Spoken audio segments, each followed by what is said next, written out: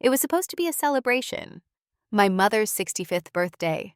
A garden dinner, white tablecloths, soft jazz humming from the speakers, fairy lights flickering like stars in the trees. Everyone was there. My brother Matthew, his wife Elena, my cousins from Asheville, even Uncle Ben with his annoying golf stories. I wore a pale blue dress, the one Mom liked. I brought a bottle of wine and a small bouquet of lilies. I smiled. I played the part, like I always did. And then, just as dessert was being passed around, it happened.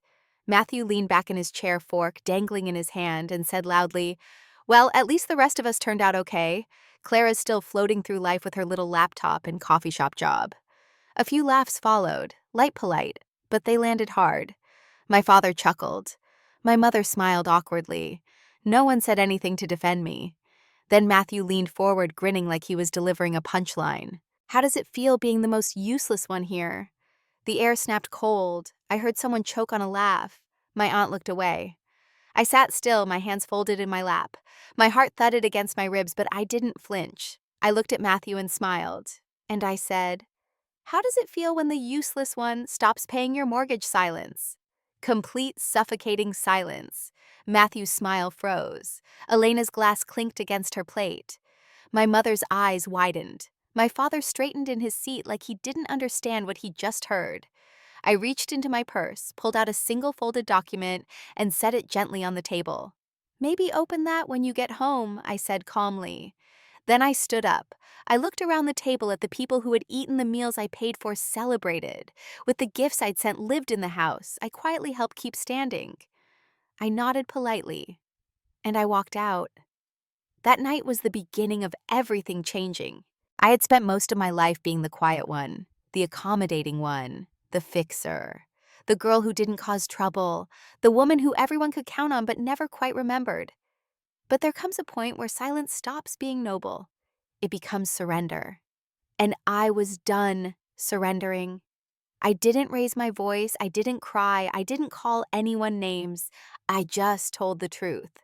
And sometimes the truth is louder than rage. They laughed at me once. They won't laugh again. My name is Clara Haywood. I am 32 years old, unmarried, no children. And I work as a software systems architect based in Durham, North Carolina.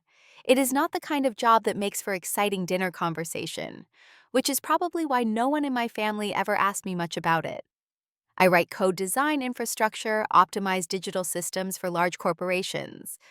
I help things run smoothly, quietly behind the scenes. Just like me. I was always the quiet one. Growing up, my brother Matthew was the star. 4 years older, louder, more charming, more confident. He was the golden boy football captain in high school, the first to bring home trophies, the one who made everyone laugh. My parents doted on him with unrelenting pride, and I was the kid who read books in the back seat, the one who got straight A's but never talked about it. I played piano, but never well enough for recitals. I didn't demand attention. I didn't shine. And in my family, if you didn't shine, you disappeared. By the time I was in high school, I had started working part-time jobs, tutoring, typing up papers for students who were too lazy to write them, fixing old computers for teachers on weekends. I had a knack for logic, for systems. I could make old tech run like new with a few tweaks, but no one cared about that at home. Matthew was already off to college by then.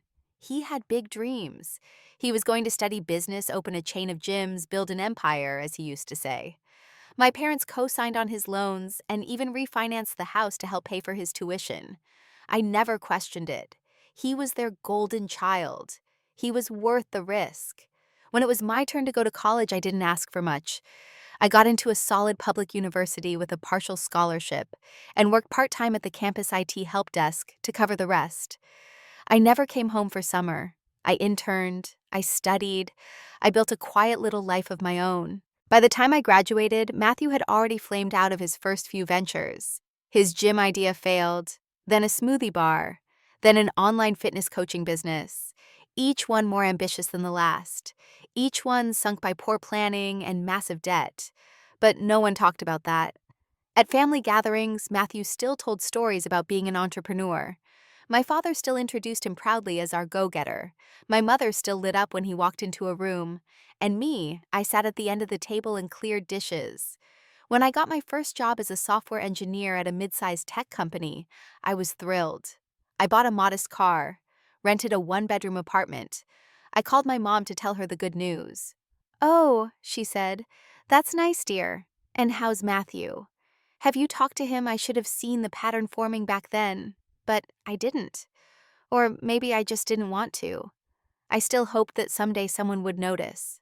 That being steady, consistent, useful, even quietly, would count for something. Then came the phone calls.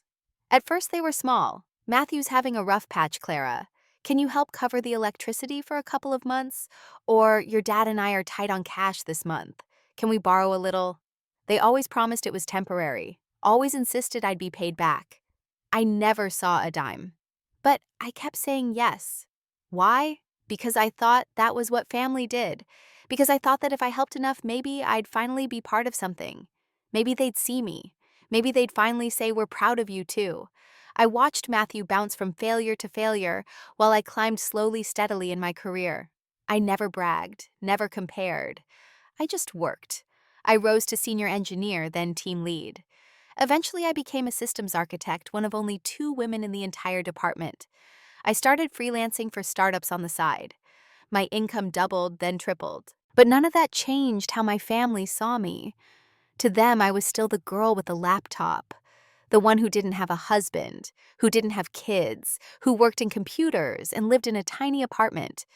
What they didn't see was the money I quietly wired to their accounts, the mortgage payments I helped my father with after he lost a big client, the hospital bills I paid when Elena had a difficult pregnancy, and Matthew's insurance wouldn't cover it. I was the safety net, the backup plan, the invisible backbone, and I kept my mouth shut for years until the night of Mom's birthday. That night, when Matthew laughed and called me useless, something in me cracked, not loudly but deeply. The kind of crack that doesn't shatter everything at once, but sends out quiet, irreversible fractures. It wasn't about the insult. It was about everything before it. Every slight, every forgotten sacrifice, every unspoken expectation. I didn't want revenge. I wanted recognition, not applause. Not awards, just the truth. And if they wouldn't give it to me, then I would speak it for myself. When I think back to my 20s, I don't remember vacations or parties or carefree weekends. I remember numbers, bills, balances, overdue notices, late night calculations. I remember helping everyone else while learning how to live on very little for myself. It started small. When I was 24, fresh out of school and working my first full-time job, I got a call from my mom. "Your dad's client backed out on a contract last minute," she said. "We're a little tight this month. Do you think you could help with the mortgage? Just this once." It was $1,200. That month, my rent was $850. My student loan payment was $300, and I had $47 left in checking after sending the money. They said thank you, but they said it like I'd returned a library book. Casual, expected. I skipped groceries that week and lived off cereal and canned soup. The next time it was Matthew. He called me himself, said Elena's pregnancy had gotten complicated, and they were drowning in hospital bills. His voice cracked on the phone. I'd never heard him sound so defeated. I sent him $3,000, my emergency fund. I didn't ask questions. I didn't set terms. I just wired the money and went back to work. A month later, I saw him post a photo on Instagram, smiling in a new button-down shirt holding a glass of red wine at a steakhouse downtown. He never mentioned the money again. They came to me with little things too. The water heater broke. Could I help? The car payment was overdue. Could I float them for a few days? Dad needed new tires before winter. Just a loan, of course. I said yes every time. And I started tracking it all. Not because I wanted to hold it over their heads, but because I couldn't afford to forget. By the time I was 27, I had helped my family cover over $24,000 in assorted debts bills and short-term loans. No one offered to pay me back. They didn't even say they'd try. I stopped expecting thanks. It was easier that way. At work, I was thriving. I'd been promoted to a senior technical role and started freelancing for small startups in the evenings. I lived modestly, no luxury car, no fancy apartment, no big trips. My coworkers called me disciplined, focused. They had no idea how many people I was quietly supporting. At home, nothing changed. At every family dinner, I was still the sweet one, the quiet one, the one who didn't really need much. When Matthew talked about his new ventures, everyone leaned in. When I tried to explain the system I had helped design for a logistics company, their eyes glazed over. "Oh," my mom would say, "you still doing that computer thing?" I nodded, smiled, passed the potatoes. One year, Matthew tried to launch a wellness brand supplements, workout plans, vague Instagram influencer vibes. He poured all of his energy and what little money he had into it. He convinced Elena to take out a personal loan. I heard about it through cousins. Then, just before the launch, the vendor he hired ran off with the money. He called me in a panic. I remember that night vividly. I was working late debugging a backend system for a delivery app. My phone rang at 11:12 p.m. "I need your help," he said. He needed $10,000 right away, or he'd default on the loan and ruin both his and Elena's credit. I hesitated, and then I said yes. I didn't tell anyone, not even my best friend Nicole. I pulled the money from my freelance savings. I told myself it was for the baby, for the family, for stability. That was the moment I started losing myself. From that point on, I wasn't just Clara anymore. I was Clara the safety net, Clara the family accountant, Clara who could be counted on to clean up everyone else's messes quietly and without complaint. Once when my mom needed dental work and didn't have insurance, I paid the bill without blinking. She hugged me, told me I was such a good girl, and then changed the subject before I could say anything. Another time, when Matthew wanted to move his family into a better school district, he came to me with a plan. "I've got everything lined up," he said, "but the bank needs a co-signer, just for paperwork. You won't actually be responsible." I said no. He was stunned. He acted like I'd slapped him. "You always help," he said. "What happened to you?" I almost said it. I almost told him what it felt like to be invisible, to be useful but never valued, to be drained dry and called selfish the one time you hesitate. But I bit my tongue. I said I couldn't risk it. He said I was making it all about me. That night I cried in my car. It wasn't the insult. It was the weight of all the years behind it. By 30, I had reached a level of financial security I never imagined growing up. I had a healthy savings account, solid investments, a modest but cozy apartment. I donated to women in tech nonprofits. I mentored young coders. I even considered buying my own condo. But every time I got close to doing something just for me, the phone would ring, and I would shrink again, until the night of my mother's birthday, until Matthew opened his mouth and called me a failure, a burden, useless. I didn't say anything back in that moment because I was angry. I said something because I was finally ready. I had receipts, I had documentation, I had boundaries. And for once in my life, I had no intention of keeping quiet. It had been building for years. The quiet slights, the dismissive tones, the way Matthew always took up more space at the table, louder, flashier, more admired, and the way I let him. But that night, the night of my mother's 65th birthday dinner, it stopped. His voice still echoes in my mind sometimes.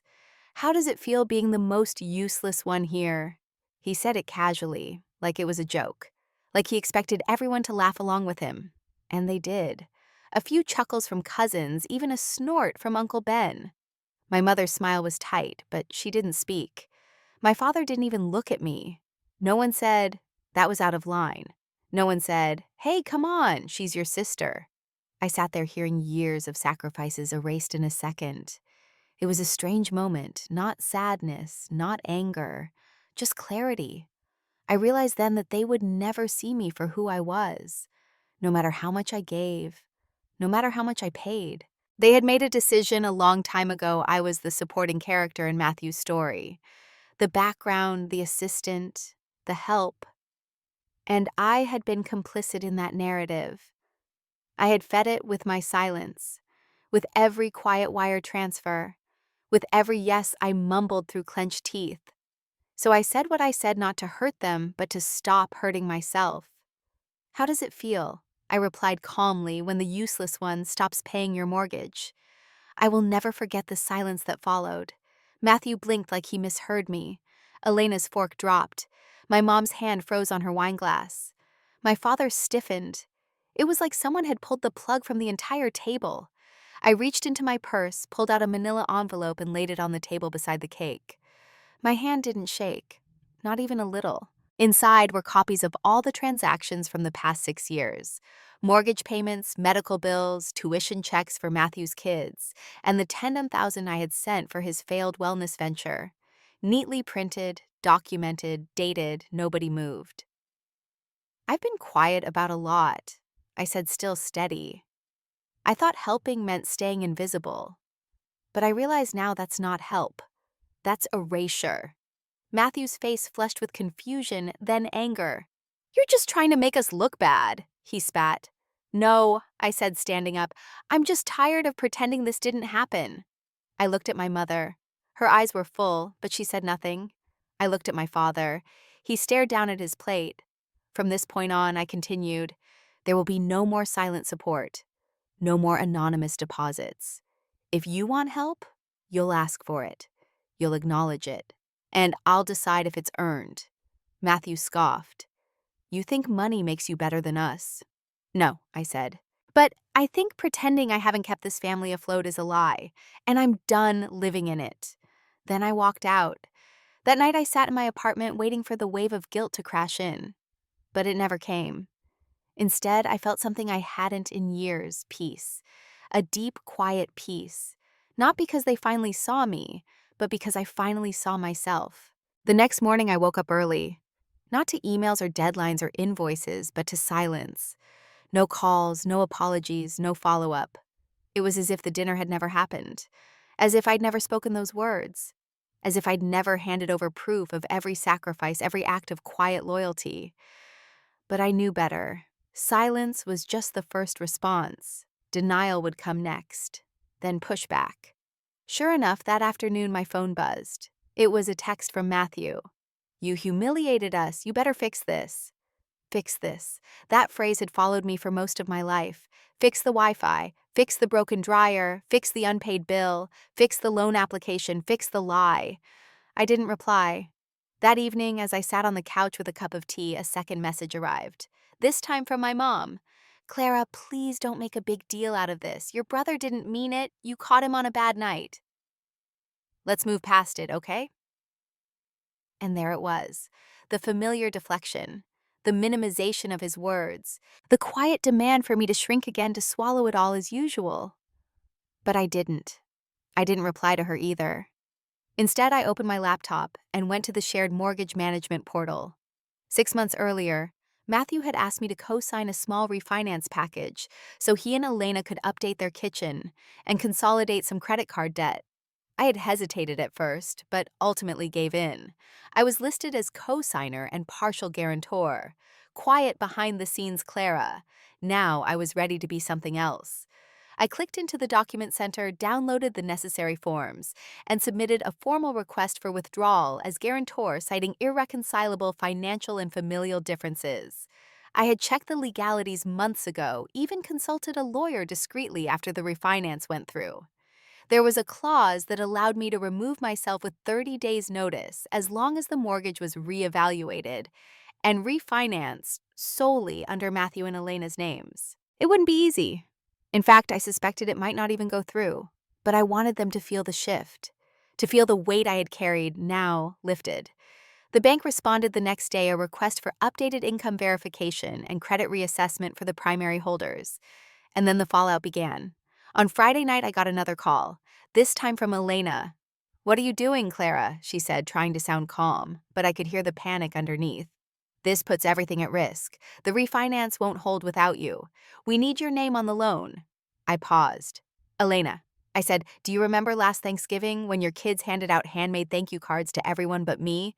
When Matthew stood up and gave a toast to the people who've supported us and never once mentioned my name?" She didn't answer. "I remember," I said, "and I'm done supporting people who won't even say thank you." She hung up.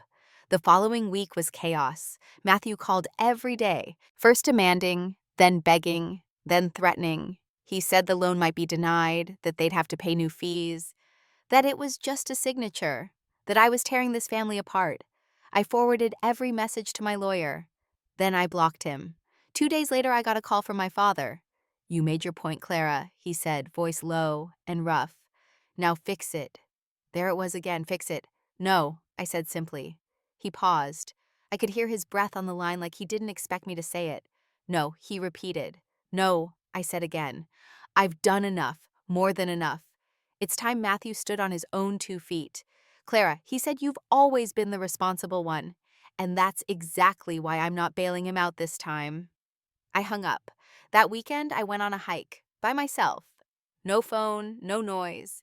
Just me, a trail, and the sound of leaves crunching under my boots. I didn't think about what I'd lost. I thought about what I'd finally let go of. And then something surprising happened. On Monday, I got a letter in the mail. A formal notice from the mortgage lender. Due to inability to meet credit requirements without co-guarantor mortgage refinance has been denied. Existing terms to remain under review. Property may be subject to revaluation. Translation: their loan was dead. The kitchen remodel paused. The credit card consolidation denied.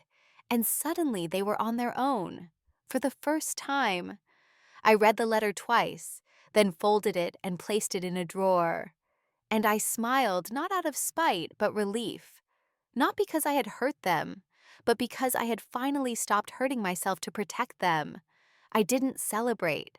I didn't post anything online. I didn't announce anything to friends. But I did light a candle that night, and I whispered a single sentence: "This is what it feels like when the useless one walks away." In the days following the refinance denial, I braced myself for what I knew would come next: the blame, the desperation, the guilt tripping. They did not disappoint. Matthew left 5 voicemails in one day, each angrier than the last. "You've ruined us, Clara. Do you even care what this is doing to Mom? I swear, if this affects the kids, I'll never forgive you." By the 5th message, his voice cracked not from sadness, but frustration, powerlessness, a tone he'd never had to use before because I'd always come running. I didn't respond.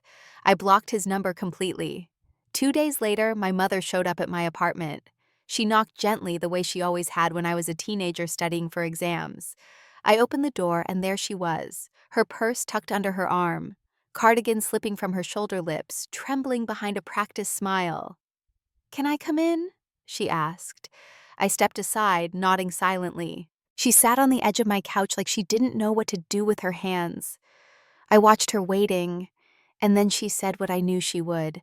"This is breaking the family, Clara." There it was, not "Are you okay?" Not "I'm sorry for what he said."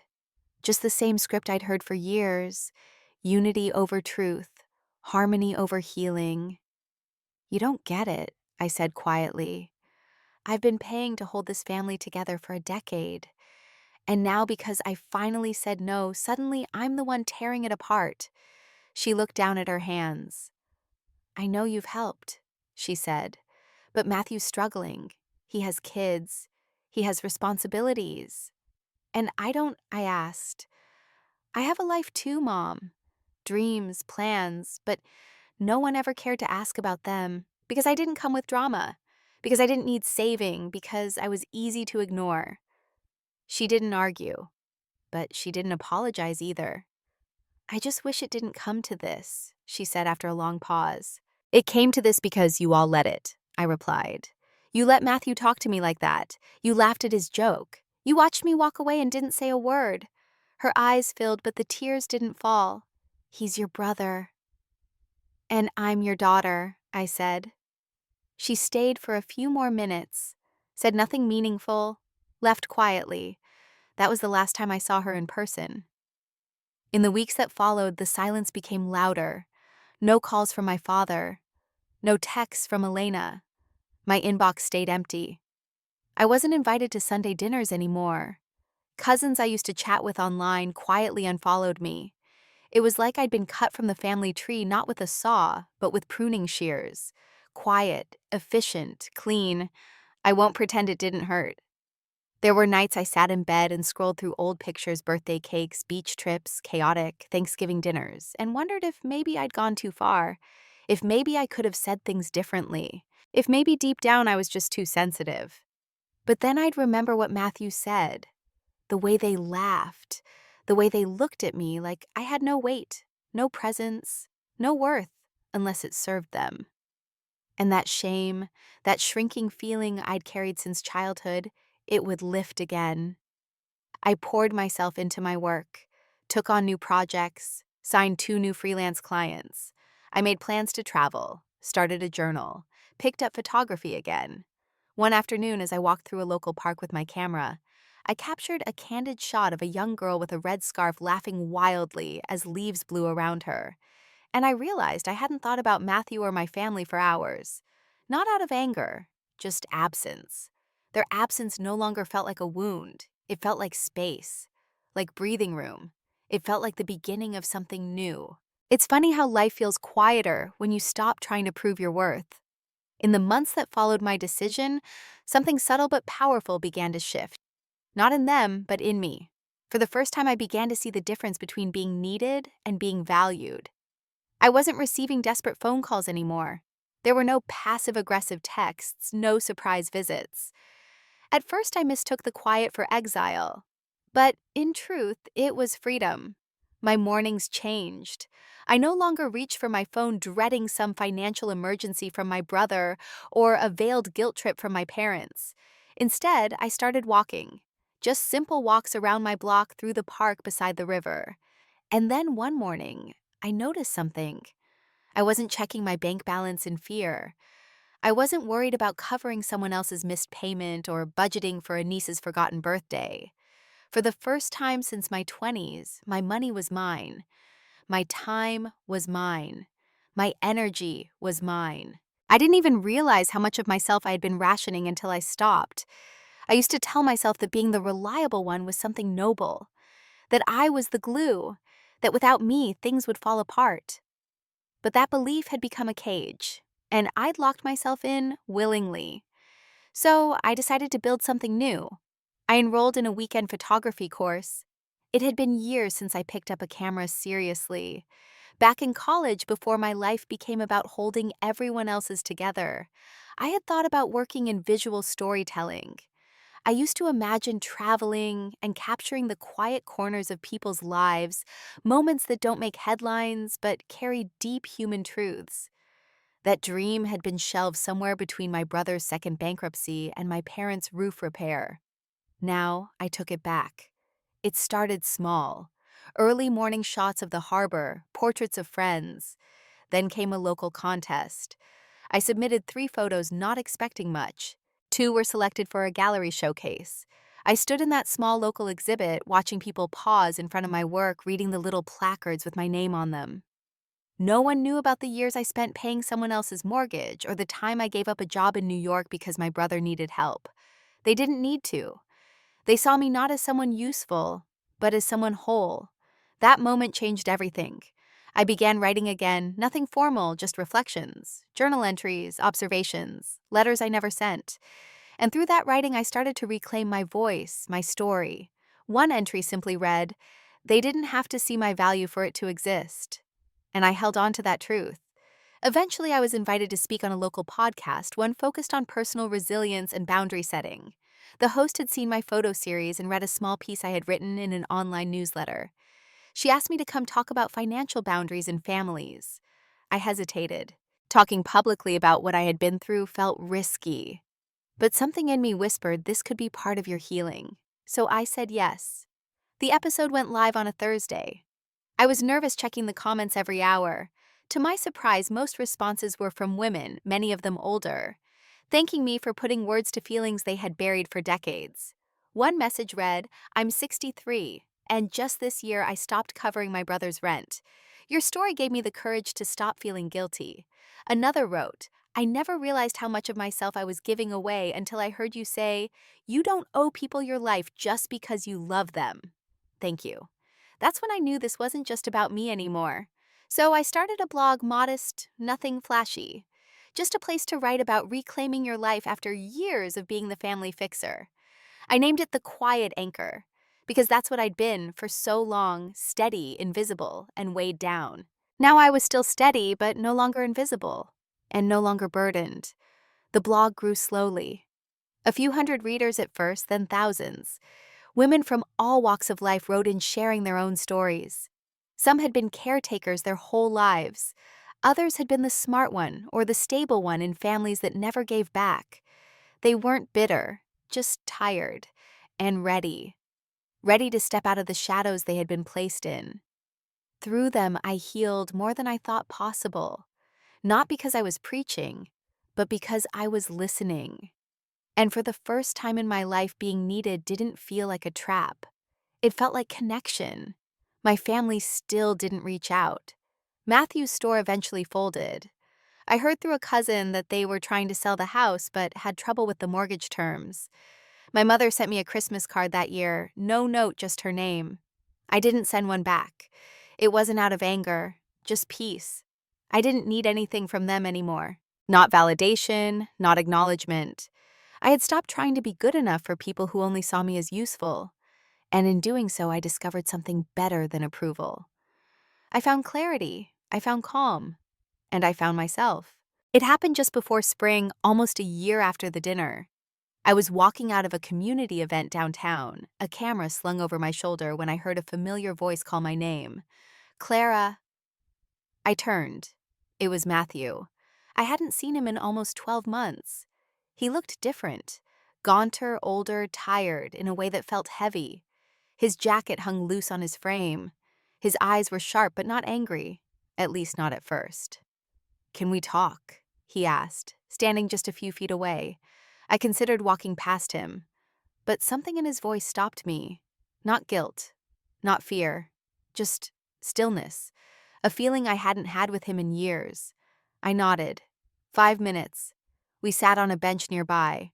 The park was quiet, just the occasional hum of cars, and a few kids laughing in the distance. He ran a hand through his hair. "I messed everything up." I said nothing. "I lost the store," he continued. "Elena's gone, took the kids and moved to Ohio. We're still trying to sell the house, but the mortgage..." He trailed off, then sighed. "I'm not here to ask for help. I needed to say something." I looked at him. His face was softer now, less defensive, more human. "I thought you'd always be there," he said. "I took it for granted. I thought if I needed something, you'd figure it out. You always did." He paused, his hands clasped together, knuckles pale. "You were never useless." That joke, I don't even know why I said it. Maybe I felt small. Maybe I hated that you had your life together when mine was falling apart. I guess mocking you made me feel less of a failure. I let the silence sit for a moment. Then I said, "You hurt me, Matthew. Not just that night, but for years. You leaned on me, expected things of me, never asked what it was costing. And when I finally said no, you made me the villain." "I know," he said. "I know." I didn't forgive him right there. This wasn't that kind of moment. But I listened. He looked up at me, his voice low. "I don't expect us to be close again. I needed you to know I'm sorry." I stood. "I appreciate the apology," I said honestly. "But I don't need it to move forward." He blinked. "What do you mean I've already moved on, Matthew? I don't hate you. But I don't need to carry you anymore either." He looked like he wanted to say more, but instead he just nodded. I walked away, my camera still warm in my hand, the evening breeze brushing against my coat. I didn't feel triumphant or victorious. I felt clear. For years, I had imagined a confrontation like this, maybe even fantasized about it. I thought it would be loud, explosive, final, but the real moment. It was quiet, like a door clicking shut. Not slammed, just closed softly, with certainty. That night, I journaled, "Closure isn't something they give you. It's something you choose to accept." And I had. I was done looking back. It's strange how silence can feel heavier than noise. After that final conversation with Matthew, I expected a wave of relief, maybe even peace. And for a moment it was there.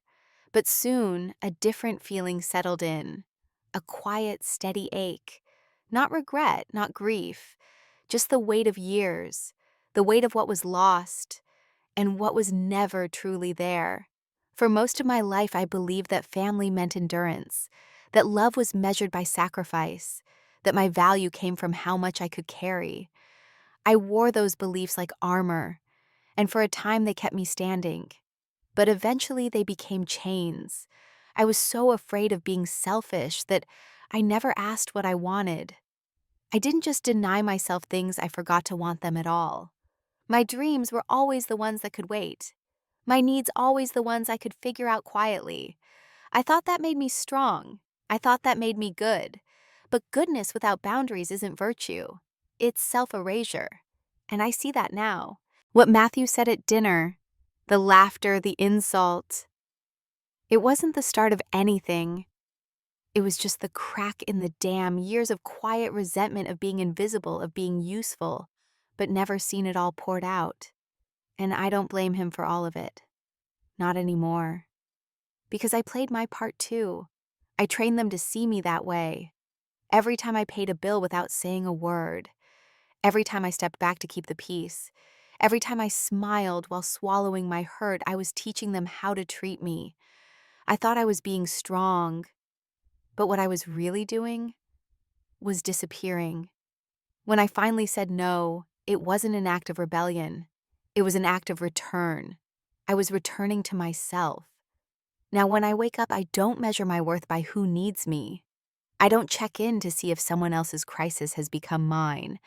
I don't carry guilt like it's part of my identity. Instead, I ask simple questions. What brings me joy today? What do I want to create? Who do I want to be? Some days the answers are small. A walk in the sun, a well-brewed coffee, a photo that catches the light just right. Other days they're bigger. Launching a new project, saying yes to something bold, saying no to something that no longer fits. I've learned that boundaries aren't walls, they're doors. And when I finally closed the one that led back to a family who didn't see me, another one opened. A life that was mine. My blog, The Quiet Anchor, grew beyond anything I imagined. It wasn't just a place for stories, it became a community. Women, many of them older, many of them mothers themselves, began to write and sharing how they'd lived entire lives, putting themselves second or last. I thought I was alone. I didn't know it was okay to say no. I didn't think I was allowed to take up space. I read every message. I replied to as many as I could. I cried more than once. Because these weren't just their stories. They were mine too. We had all learned the same lesson in different houses through different people. That lesson, that we had to earn love by suffering. And now together we were unlearning it. I don't know what the future holds for my family. Maybe one day they'll reach out again. Maybe they won't. But I'm not waiting anymore. Forgiveness is a process, and I've given myself the permission to move through it at my own pace, without pressure, without performance, and without obligation. I'm no longer the family's fixer. I'm my own builder now. And that's the quiet triumph of this story. Not the confrontation, not the courtroom, not the applause from strangers or the validation I waited so long to hear. The real triumph is in the morning light spilling through my window, the steady breath I take before opening my laptop, the quiet joy of knowing that I am allowed at last to take up space in my own life. And if I leave you with one truth, let it be this. You don't have to earn your worth by setting yourself on fire to keep others warm. You are enough, even when they don't see it, even when they laugh, even when they leave. You are still enough, and you always have been.